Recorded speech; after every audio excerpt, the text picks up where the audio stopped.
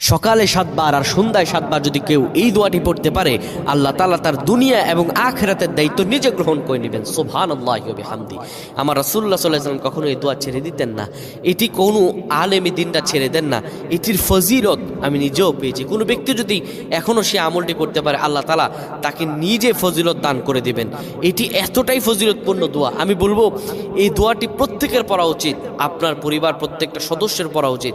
এই দোয়াটি আপনারা শেয়ার করে দিবেন। আপনার যারা পরিবার পরিজন আছে প্রত্যেকের কাছে এই দোয়াটি আপনারা পৌঁছায় দিবেন। ইনশাআল্লাহুল আজিজ, আল্লাহ তাআলা অবশ্যই তাদেরকে রহম দান করবেন।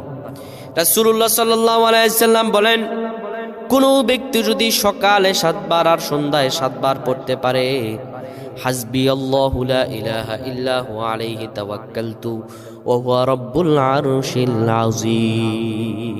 হাদিস আবু দাউদের 321 নম্বর হাদিস। রাসূলুল্লাহ সাল্লাল্লাহু আলাইহি সাল্লাম বলেন, কোন ব্যক্তি